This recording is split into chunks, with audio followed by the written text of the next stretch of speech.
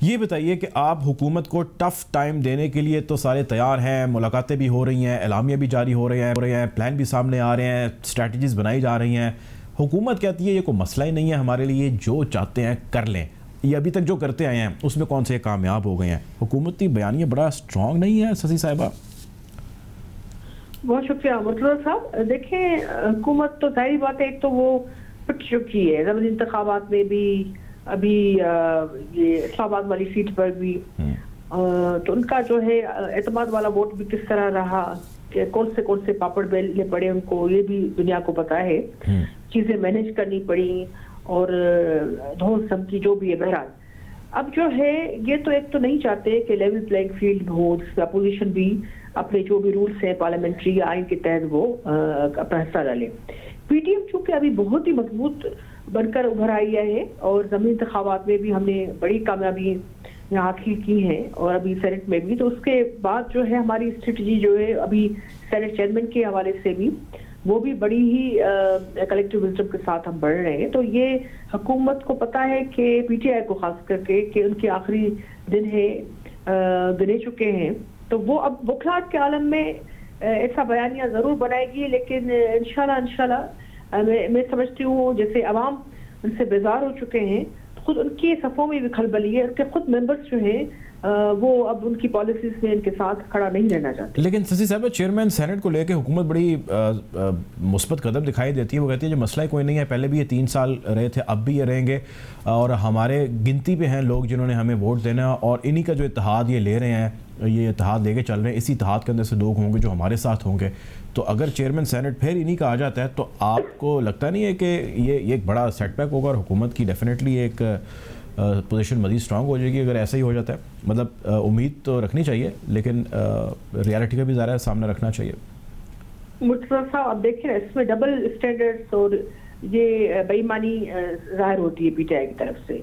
अददी लिहाज से हम जो है मेजॉरिटी में हैं सेनेट में, पहले भी थे, पहले भी उन्होंने धौंस धांधली से जो है वो अपोजिशन के उम्मीदवार को जो है वो ज़बरदस्ती हराया गया था, हालांकि मैं समझती हूँ वो जीते हुए थे।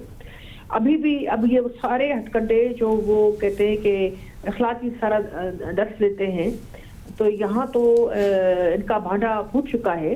जो शेख रशीद साहब ने कहा है कि रियासत की तरफ से उम्मीदवार हैं संजरानी साहब के लिए ज़ाती तौर पर इज्जत है, लेकिन मेरे ख्याल में सियासी जमहूरी जदोजहद के हवाले से गिलानी साहब कहीं ज़्यादा वो जादीदा और उनका जो है पजीराई ज़्यादा है उनकी, और कोई मुकाबला ही नहीं है क्योंकि वो रेल जेल देखे हुए हैं। उनके पार्लियामेंटी जदोजहद में भी उनका बहुत बड़ा हिस्सा है, वो सीनियर रहनुमा रहे हैं और सारी चीज़ों को जानते हैं। आइन की बालादस्ती के लिए भी उनकी जदोजहद है।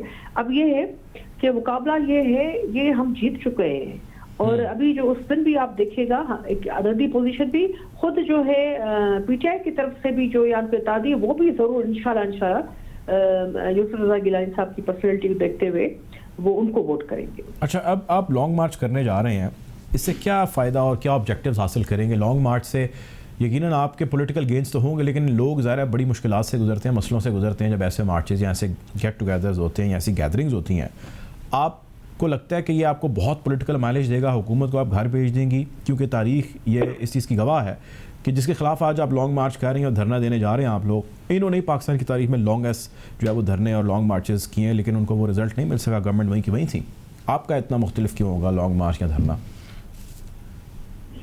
आपने बचा फरमाया, हमारा लॉन्ग मार्च जो है ये एक तो मुख्तलिफ जमायतें और ये सारी क़ुव्वतें ऐसी हैं जिन्होंने कुर्बानियाँ दी हैं और वही बात के रेल जेल देखे हुए हैं। पीटीआई की तरह नहीं कि जुमा जुमा 8 दिन वो बड़े क्लेम कर रहे हैं। कैबिनेट पे नजर डालें तो वही फेवरेटिज्म और नेपोटिज्म पे मबनी कैबिनेट, वही लोग जो किसी जमाने पे मुख्तलिफ डिक्टेटर्स के साथ या मुख्तलिफ और पार्टीज के साथ बैठे हुए थे। तो ये पीडीएम जो है ये प्लेटफॉर्म बड़ा ही अहम है और लॉन्ग मार्च जो है अभी भी आपने देखा हमारे जो भी जलसे हुए हैं, हमने अपनी पूरी विक्टिमाइजेशन के बावजूद हमने पूरी स्ट्रेंथ के साथ सामने आए हैं। आवाम ने जोक दर जोक हमें ज्वाइन किया है, पीसफुल रहे हैं जो जलसे हुए हैं हमारे, एक गमला भी नहीं टूटा और आइन के फ्रेमवर्क में रहते हुए हमने अपने मुतालबे रखे हैं। इस हुकूमत को जाहिर बात है घर तो जाना पड़ेगा, क्योंकि लोग भी बेजार हैं, उनके खुद सफ़ों में भी वो मामला नहीं रहा। अब ये है कि ये जब कर रहे थे, जिसमें अदलिया के सामने भी कपड़े लटकाए रखे उन्होंने, पता नहीं कौन कौन से स्लोगन, तो वो जस्टिफाई था पीटीवी पे हमला। बाकी हम जो इतने अदम तशद्दुद पे यकीन रखते हुए अपनी जदोजहद जारी रखे हुए हैं और जो मंजिल की तरफ रवां दवा है और इंशाल्लाह कामयाब होंगे, तो जाहिर बात है उसको सियासत अपनी वो बचानी है। और अब तो वो पिट चुके हैं ज़मीनी इंतखाबात में, हर जगह लोगों में भी उनकी वो पजीराई नहीं रही, तो ये तो उसकी मुखालफत करेंगे।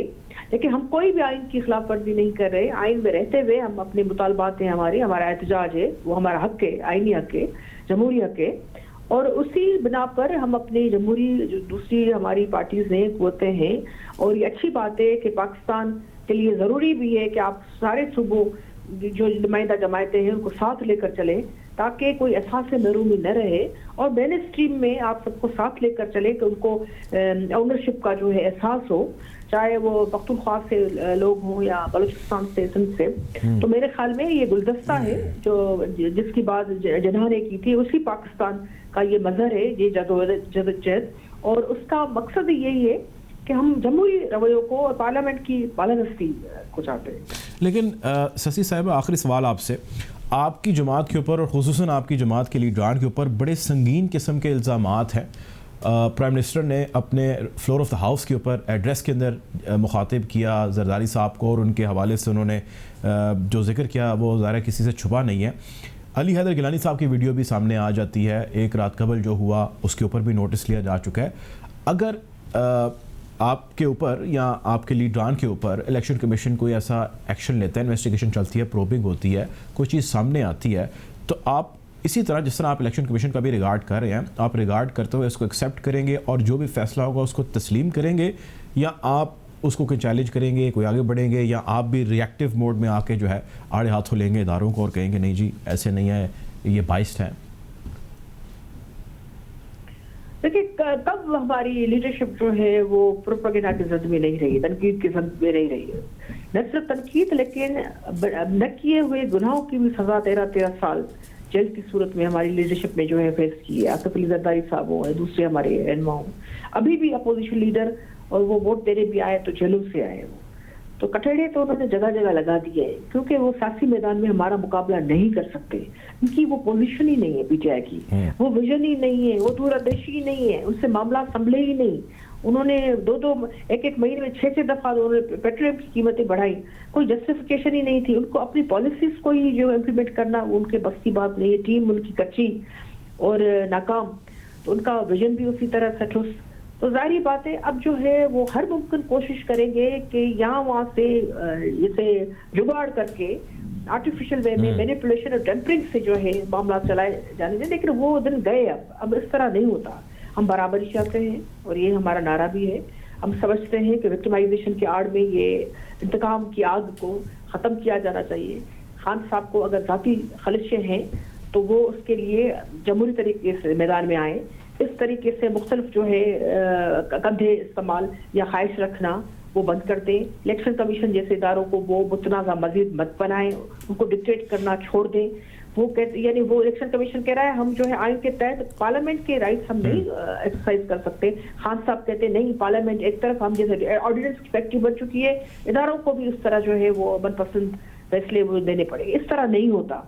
यही वजह है कि ये गैर वो हो गए हैं, पॉपुलर भी नहीं रहे, नाकाम भी हो चुके हैं। अब तो हर जगह वो पिट गए। ज़मीनी इंतखाबात का मैं मुसलसल मिसाल दे रही हूँ। ख़वातीन ने रहते हाथों में उन्होंने शिकस्त दी है हुक्मरान जमायतों के कैंडिडेट्स को। पंजाब में, सिंध में भी उन्होंने मुंह की खाई है, और नौशेरा में भी आपने देखा, ये जो केपीके में भी, उनके घर वाले सूबे में भी। तो सूरत हाल अब ये वाज़ेह हो चुकी है। अब या चूंकि चुनाते यहाँ वहाँ ये दूसरे अपने मुताबिक मनपसंद रूल्स पे अब ये नहीं खेल सके मजीद।